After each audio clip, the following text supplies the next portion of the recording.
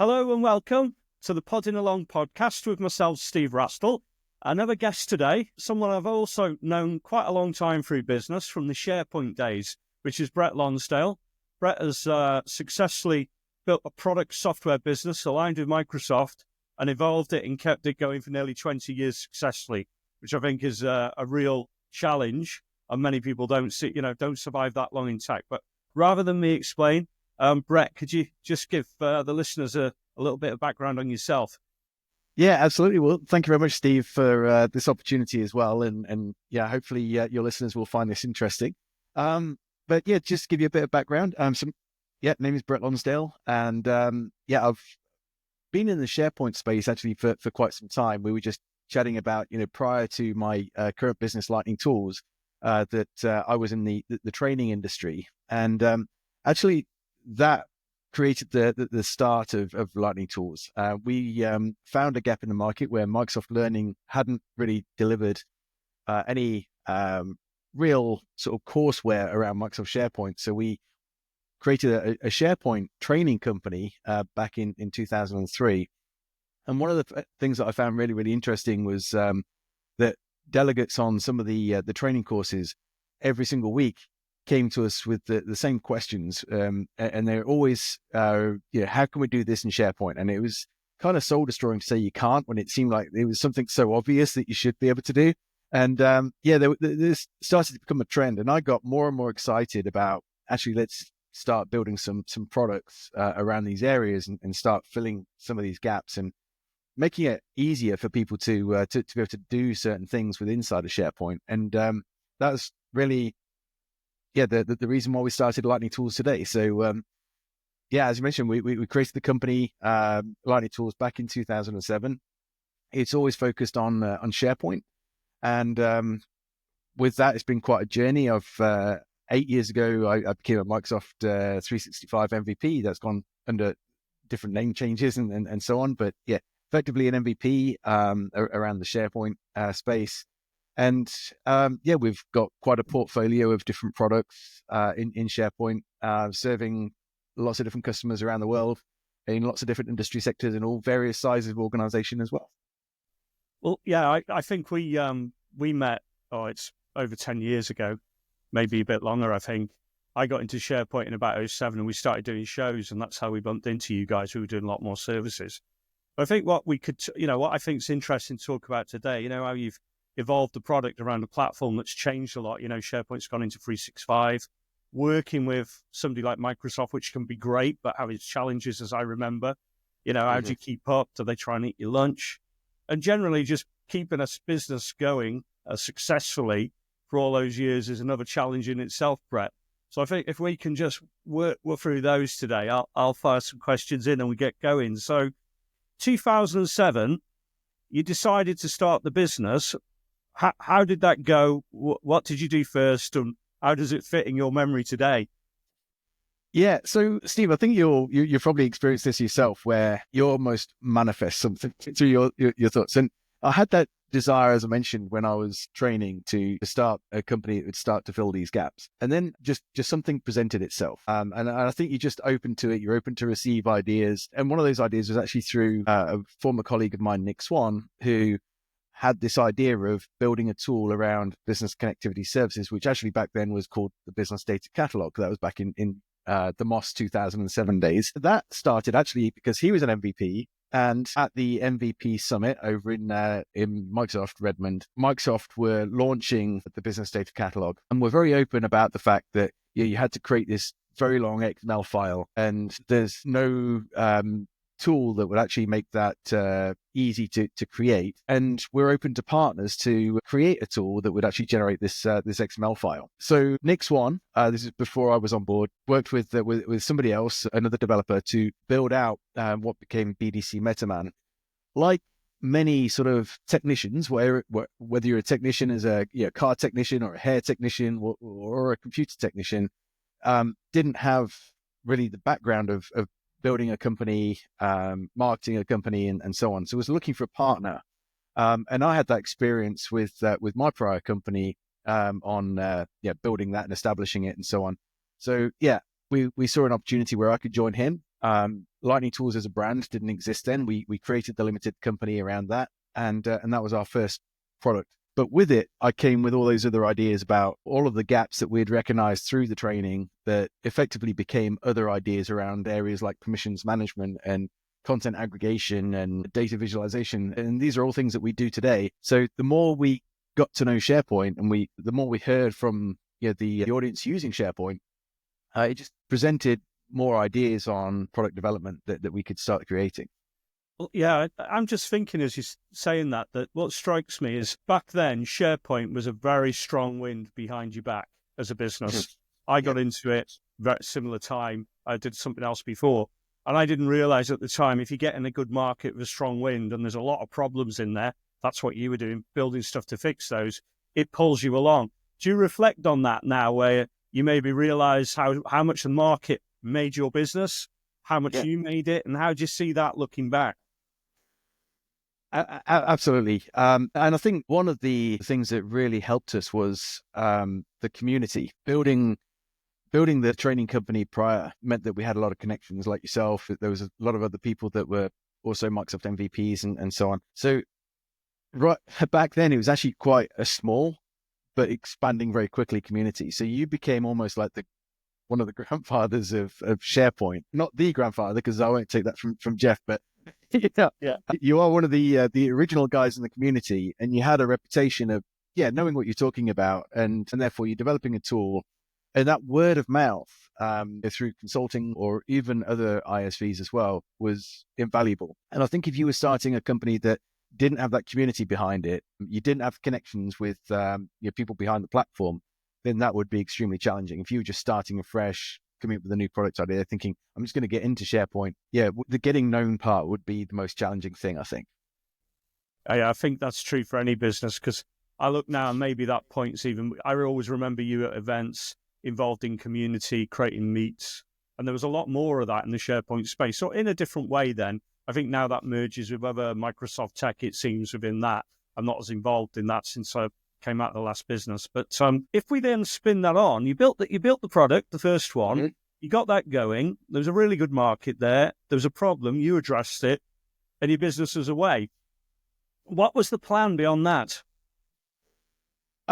So that's a really interesting question, because we mentioned a little bit about how we plateaued for a while as well. I think when we were around about 7 or 8 years old, we plateaued for a period of about 3 or 4 years.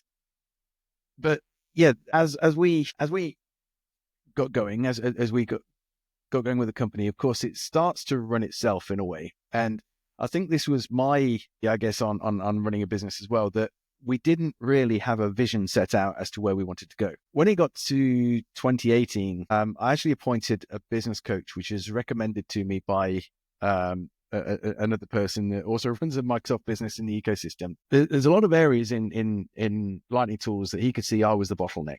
And it wasn't just, my time or anything like that, but it was also down to the point that I was delivering demonstrations. I was involved in all the marketing and speaking at events and so on and so forth. There was a lot of things that I was doing that was actually still me as a technician and not me as a CEO and a leader of an organization. And so one of the first things my coach said to me was, really, you're like a pilot that's flying, but you don't have a destination set. Now, it can continue flying, but it's not clear on where we're going at all. And that was the trigger for growth back in 2018. So ever since then, we created a 3-year vision. We said, this is where we're going to get to in 3 years' time. We wrote it as though it had already happened.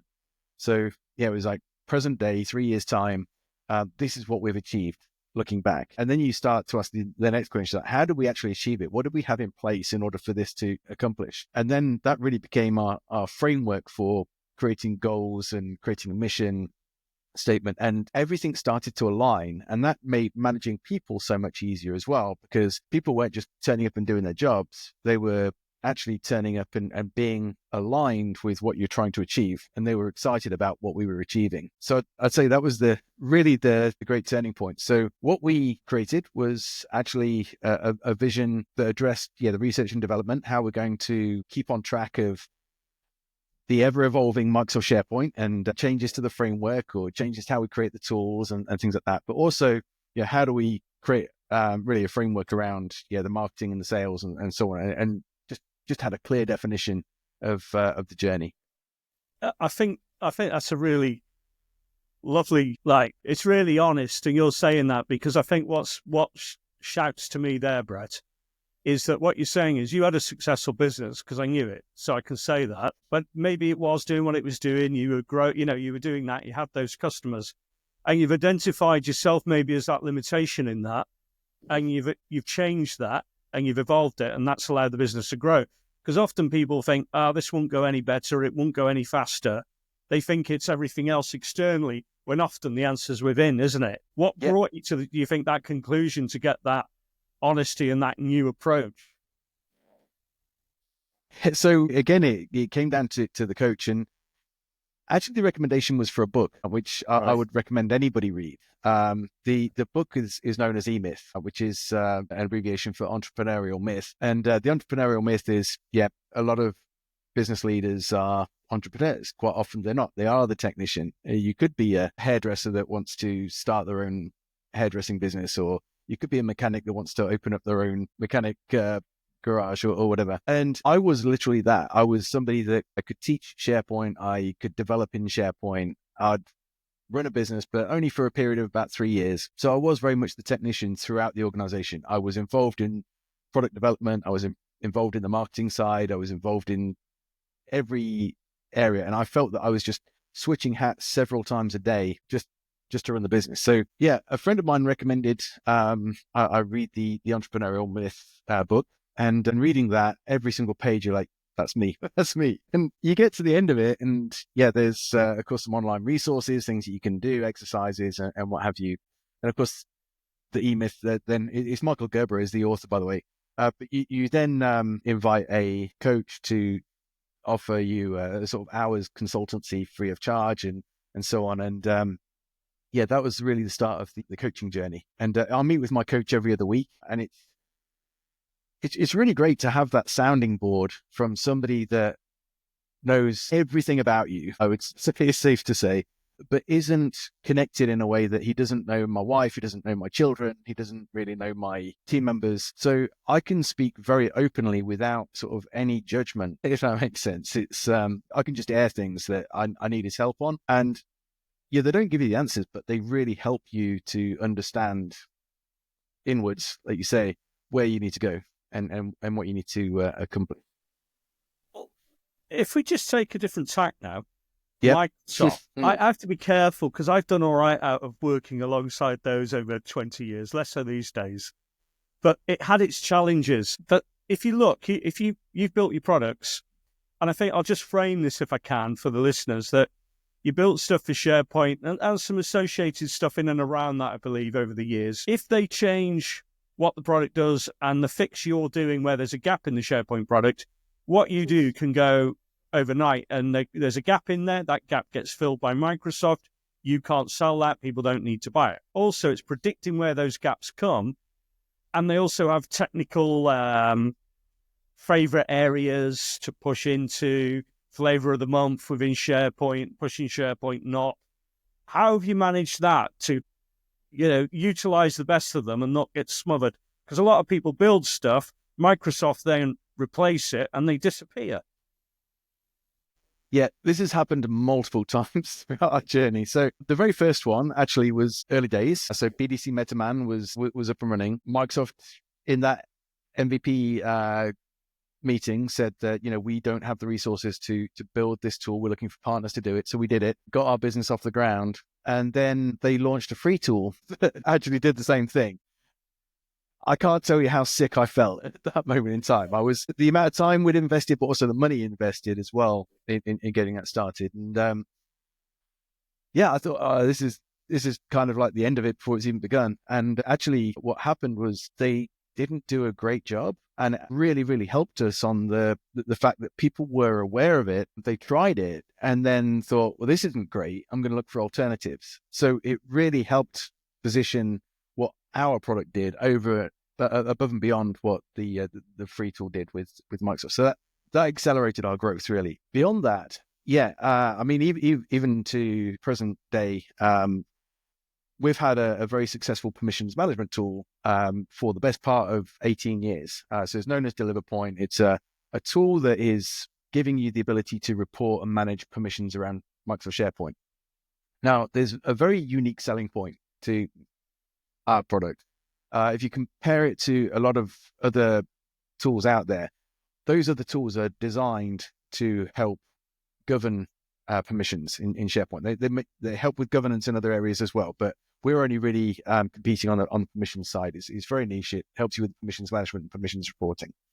The tool is developed not just for IT to centrally manage permissions, but we've designed the product to help the site owner, the business user. I'm sure you can appreciate if you had something like a human resources SharePoint team site, and within it you had records about different people inside the organization. IT shouldn't necessarily have access to that content.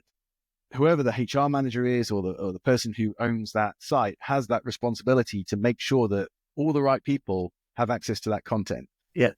Brett? But there have, yes.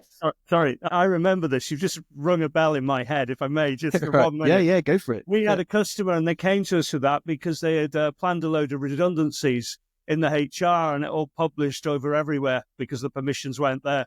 And everybody knew he was getting fired before the consultation had even taken place. So, yeah, please, but carry on. Exactly that scenario. It's on the owner of that site to make sure that permissions are right. And even if IT was privileged to see that information, they may not necessarily know who should have access to that content and who shouldn't. You could centrally govern permissions, or you could empower the site owner to do it. And that's exactly what we do.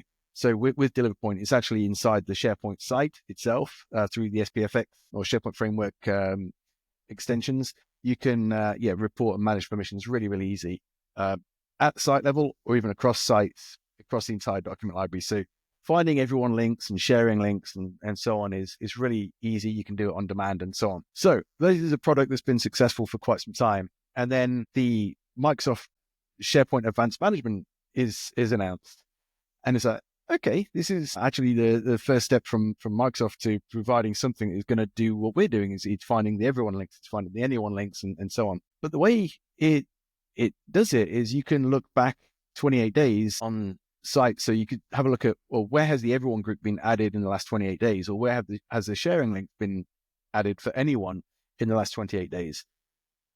Yeah, this problem could go back years. SharePoint Online has been around a long time. So we don't just need to be looking at the last 28 days. We need to look anything that has an everyone link now, or an anyone link now. So that's exactly what DeliverPoint does. So something comes along and it just sort of amplifies the fact that, our product is so much more powerful than we actually give it value for ourselves sometimes. This is something that Microsoft is saying is fantastic. This is a new thing that we've created, but DeliverPoint goes way beyond that and gives you much greater power, not just as the administrator in SharePoint admin, but like I say, for that business user as well. And it's a critical thing. So. Yeah, with our CloudOps platform of Azure, there's something to do with metrics where we collect a lot of data and telemetry in there, and they only have it, stored for 28 days, or to take it longer, the bill goes through the roof with how they bill you and how that mechanism works. And our piece goes around that, and it rung a bell as well, because I think the other thing is then, how do you find the problems? Because over the time I've known you doing this, SharePoint's changed a lot, where it was a very big thing in its own right, as I saw it, as in intranets are booming, collaboration, looking at that, and it was like the cloud before the cloud appeared. It was the thing everybody wanted to do. And then it morphed into 365 that meant everybody got that universally.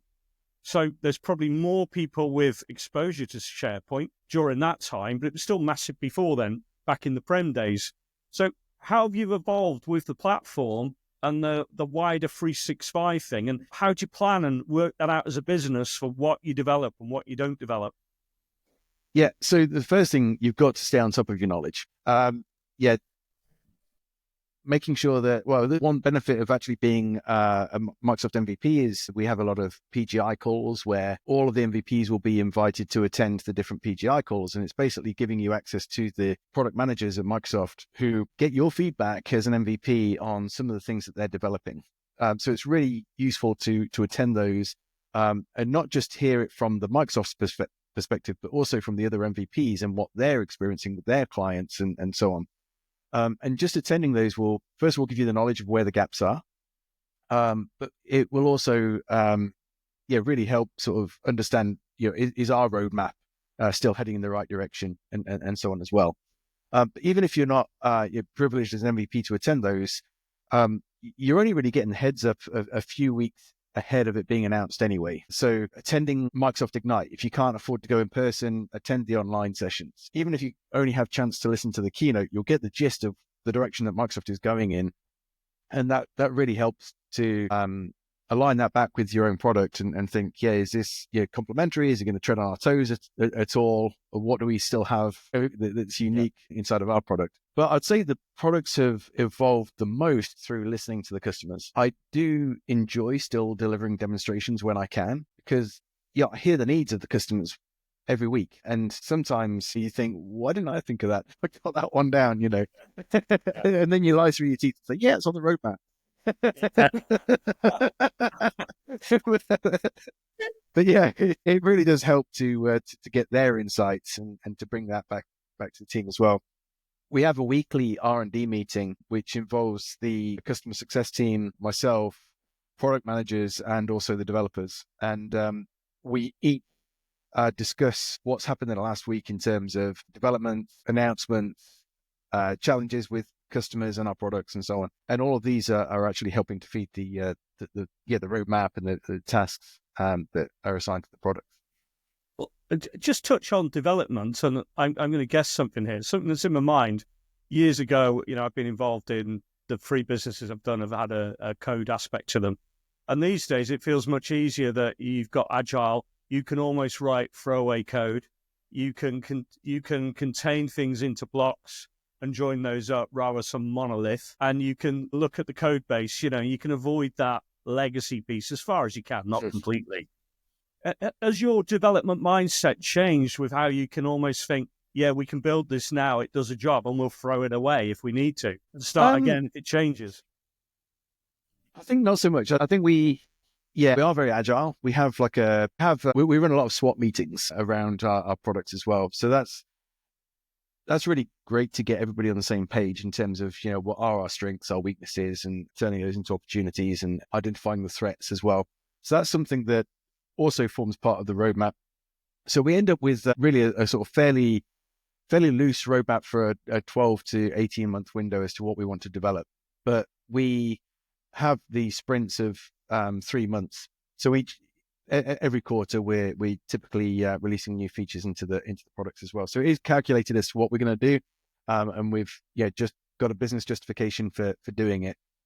I'd say the biggest challenge for delivering some of the features that we want is because we are built onto a platform like SharePoint, that you are governed really by what the SharePoint framework can do, what you can do with the Graph API as well, what are the limitations of that, and so on as well. So sometimes there's features that you think, we want to be able to deliver this, and then you actually can't. It's just the API isn't there to do it, or the SharePoint framework doesn't have the required permissions to be able to do that, and so on. So I remember that customers going to me, why can't it just do that?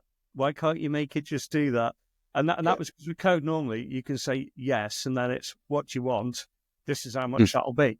But with SharePoint, that wasn't always the case. In a good and bad way sometimes, because some people, when it comes to requirements, they'll get the dog to meow and the cat to bark, and it's trying to keep them from going too far without being too rude about that. But absolutely. If you then roll that on a bit and you think you've driven that successfully, there's some good thoughts in there about how you do that. But in the background then, you've got SaaS coming, cloud apps, marketplaces, the Microsoft one, of course, but I'm talking in a broader way. And there's a lot of what I'd call commercial stroke delivery pieces that have changed rather than just the product and the code. How's that impacted Lightning Tools over the last, I suppose, 10 years? Yeah, so the marketplace is actually one area where I'd say it's affected it. It's actually gotten a lot better. It was quite painful, maybe going back 5 to 6 years ago. There wasn't really a licensing model that would suit. It didn't scale. So if you said, for instance, you're going to charge $1 a user for your software, it didn't stop somebody buying that software for 5 users, for $5. Then equally, you don't want to sell it for $200,000 when they've got 200,000 users in the tenant, and so on. So there wasn't really a flexible way of licensing the tool. That's gotten a lot better. You can now do that and sell through the marketplace, and there's all sorts of things to help you, like the Microsoft Insider program and so on. But the other issue that presented was the submission of the tools. The team has become a lot better. They used to actually reject your product for silly reasons. I mean, we have a product called the Lightning Conductor. That's the brand name. It's a content aggregation tool for SharePoint. And I remember submitting that to the App Store, a marketplace, and being rejected because the name didn't describe what it did. It's like, who's making this decision? This is the brand name, just SharePoint describe what it does. We had something similar in the old business where we used to have a few, some IPR within that as well. And I found out they were outsourcing a lot of that, and it was all getting pushed into, not in America, somewhere else around the world. And it was quite limited and it wasn't a great experience. And I felt the marketplaces were quite boggy, and you hear all these numbers about how many transactions go on there or will go on there. And it has improved in the last few years. But it's, I've got a mixed view on that. I don't know what yours is. I think they shout a good story about it more than the reality. Maybe there's just a few partners that really make it work. Yeah. And I know one of the biggest frustrations I have is that there's really two marketplaces, and there's one for the Azure apps and so on. The SharePoint framework does not fit into that. You've got a separate app source for it, which means that you don't get the credits as a Microsoft partner for serving your customer base, which is extremely frustrating. I still don't understand why that cannot be one marketplace. And the other issue is, the SharePoint framework, you can develop the apps for SharePoint and Teams through the SharePoint framework. The SharePoint framework apps are not served by the Teams catalog. So if you go to add a tab in Teams, you're not going to see any of our products unless you actually download it first into the app catalog in SharePoint and then deploy across to the Teams catalog. So things like that are quite frustrating from a visibility point of view for people to understand that you've got a product out there. So I think we rely heavily on our own marketing, and the vast majority of the people that use our products are downloading it from our website. They're getting the trial from there. They're getting the full version from there. And we manage that funnel ourselves. Are you now more SaaS, monthly, recurring, or is it still the contract, or is this, I remember years ago, there was a few things I think you did, which was, lifetime. How's that changed since you got going? Yeah, so we used to be purely perpetual. This is really back in the SharePoint on-premises days. Ever since we were offering products in SharePoint Online, which pretty much is 100% now. Again, geared around the SharePoint framework. But yeah, we're selling those on an annual subscription basis. So our customer base is typically sort of 500 users up. Some of our customers are 150,000 users and so on. So those companies aren't necessarily interested in buying monthly. This is a decision, a product that they're going to be using for at least a year. In fact, most of them want to commit to 3 years and beyond for the tool. So, I think if I remember right, people making those decisions in those business is very much driven by IT, admin, people dealing with those IT problems to roll out across the business and manage compliance or, the content and everything else. Is that still the case? Yeah. So typically you find that the business user is the person with the challenge, and that often gets rolled up inside their organizations to SharePoint admin or whoever's owning Microsoft 365, and they'll reach out to us looking for a solution. I think it's slightly different from some software sales where sometimes you might go directly to a CTO and try to pitch the product and how it's going to value them as a business. I think with what we do, because we're filling those gaps, it doesn't make sense to a CTO unless there's somebody that's experienced the pain of not using our tools. So the inbound marketing model really works for us. The fact that you can query, how do I do this in SharePoint, or ask ChatGPT now, and so on. Yep. you're going to find our products that way. Yeah, then it usually gets bubbled up to somebody who's got that budget. So in a way, you've got that inbound around very specific niche terms of a particular problem that's probably very long tail, but when they come, they're quite an engaged person with intent, because it is specialist what you do, isn't it? There won't be loads out there, and you've been doing this the longest, and the main guys around the world for it, I would think, these days. There was a few others back in the day, but they've fallen by the wayside. You know, I think pandas used to eat the one, as it were. And then there was a couple of ones, you know what I mean by that. That's a pro. Yeah. So is that, you take all that on and you're thinking, right, you've got that, you've got it going.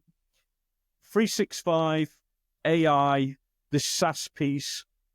People talk a lot about depth of SaaS at the moment, all these different tools, and will the larger platforms go, do you want 100 things to do stuff and manage your IT, or do you want to simplify that down? How do you see all of that as a risk to business like yours and others? Because there's lots of companies that do that type of thing in a different way. Not what you do. I mean, more in that technical space. Yeah. I mean, applying that to us, we have a couple of products that are SaaS-based. Yeah. So we have a form solution tool and also a migration tool for things like InfoPath forms over to the SharePoint-based forms and Power Apps and things like that. These are SaaS tools.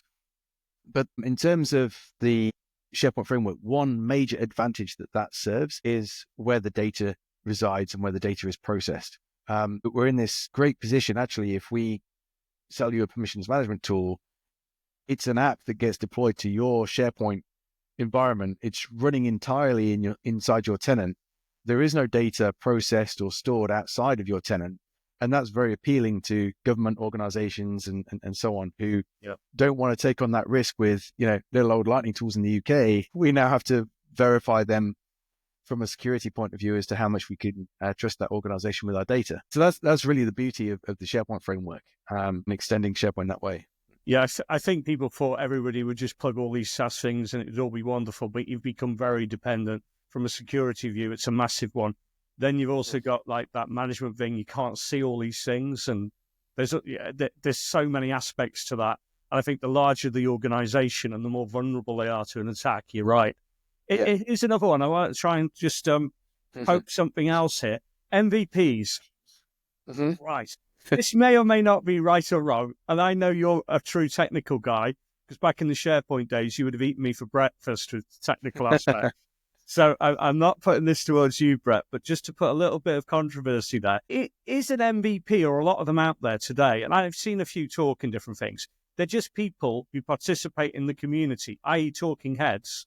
And do they actually know that much? And Microsoft rewards people who will talk a lot about their stuff for them. And I know that has a value too, that sort of evangelizing piece. But I also think those people need that knowledge. Do you think there's any relevance in what I'm saying, or I'm being unfair? I think sometimes. So yeah, I know it is a sore point. Not with you, but I know with some people it is. Because there's only X amount of MVPs, and there are people that are more technical and they're doing more stuff for the community, and they're not an MVP. But yeah, the MVP program is a community award, and it's not something that you can go and take an exam for or anything like that. You can basically nominate yourself, or somebody can nominate you. And it's, of course, going to be more powerful if the person nominating you is already an MVP, or is actually somebody that is at Microsoft, and so on.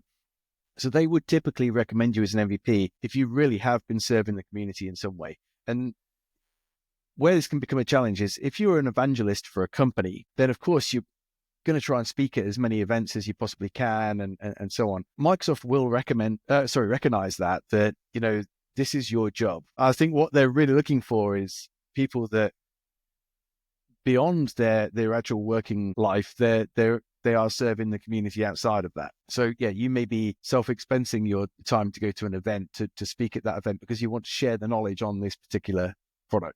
It doesn't necessarily have to be that technical. It's just something that's going to be valuable to whoever the audience might be. So yeah, I think quite rightly there's some people that aren't that technical, but they've still helped serve the community in some way. And that could be by organizing user groups or anything like that. Yeah, I think that's a fair summary, because that is how I always remember it. I don't think that's necessarily Microsoft's fault, or maybe certain MVPs. I think certain MVPs get jobs at some businesses, and the business then wants to market that as a mark of competence and differentiation, where it's a misunderstanding out there from a customer's view, maybe, of what that truly means within there. And I think that's maybe where that gap comes. I don't know if you'd agree with that. Yeah. And I think that the regional directors, so the Microsoft regional director is actually another thing that you can be nominated for and obtain. And that is somebody that is highly technical. And you would normally get awarded that if you're actually helping shape the product, if you're giving that feedback directly to the Microsoft product team. So typically somebody would be an MVP first. And then, as a result of that, they've given so much back to Microsoft in terms of how to deliver the product, given them insights as to how companies are using a certain feature or having improved upon it. And typically they would then become a regional director. So they're being asked for their opinion directly. So I think that's another area. Yeah. Well, leave that one there then. I've got a couple of other things I want us to maybe just start to top out to. Two things. We'll cover them one at a time if we may, I think. One is if you look at where you've come from as a business and where you're going, and you talked about the vision, talking a little bit about, well, what's your vision for it now? And then the other one is more, what have you learned along the way? What mistakes have you made? And give some advice and some markers, maybe a funny or two, just to say, here's my lessons, here's Brett's lessons over nearly 20 years in the software business. So, the first one, the vision, please, Brett. Yeah, so we're actually at a good point where we've just created the next 3-year vision, because we've just achieved the previous one. Now, the first thing I'd say is that when you're creating that vision, don't make it a task, make it a goal. So, we're not, if you say, we want to grow by 20%, well, we're selling annual subscription software and, we've got a certain churn rate and so on. So as long as we do what we're doing, we're probably going to achieve that task. The vision really needs to be coming from you personally as to where you want to be. And it might appear to be unrealistic. And when you present it to your team, get their involvement in it, it will appear unrealistic to them as well. And that's really what you want, something that you really need to stretch in order to achieve. So we've created that. We are actually looking at 10xing the business within 3 years. Yeah. So that's our vision. And the way that we're going to accomplish that has been broken down into each business unit, each department, if you like, and define goals across all of those. But in terms of the more technical side, the product side, some of that is kind of difficult to envisage where it might be. Because we've got quite a diverse set of products. So we've got about 10 different products that all serve Microsoft SharePoint. And what we don't want to be doing is a company that just keeps adding products for the sake of it. I know there's some ISVs where they've got a catalog of like 100 different products. I can't imagine how you stay on top of all of that.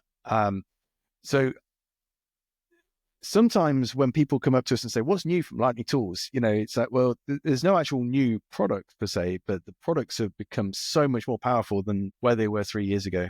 And that's really what the innovation side of that vision is focused on. It's more about the learning aspect and what the product is going to drive in terms of revenue and profit and so on. But equally, the roadmap, where the roadmap is going to be in 10 years' time. And I don't want to give away, in 3 years' time. I don't want to give too much away on that one, but fair enough. And I think it's an interesting one. I've got a few things I'd like to just fire back on that, because I think there's some good things in there.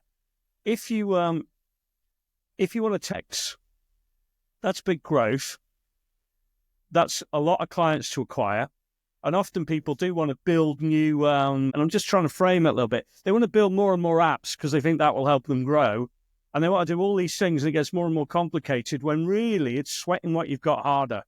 But the more you want to sweat it, the harder that gets, because of diminishing returns, cost per client acquisition, just getting that out there and growing that business. So that 10x thing, where do you think that the biggest top 3 constraints will be in hitting those type of numbers? The biggest constraints, cost of growth. I think we hit on that earlier on. As you do grow, do you need to add more resources? And then there's the cost of those resources and so on.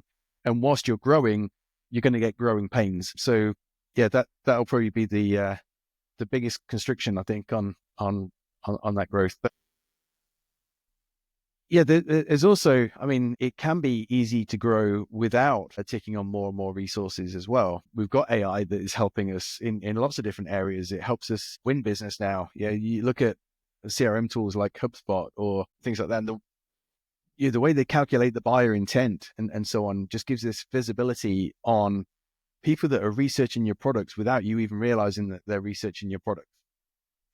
You used to hear of a company interested in your product because they downloaded it or they registered for a demonstration. Now you can see who's out there in the marketplace that's looking at your competing products or also your products, and they've visited certain pages that would calculate the fact that they are intending to research the product more. That's valuable. There's also the fact that we've really only focused on a couple of regions. We're mostly Europe and North America. Yeah.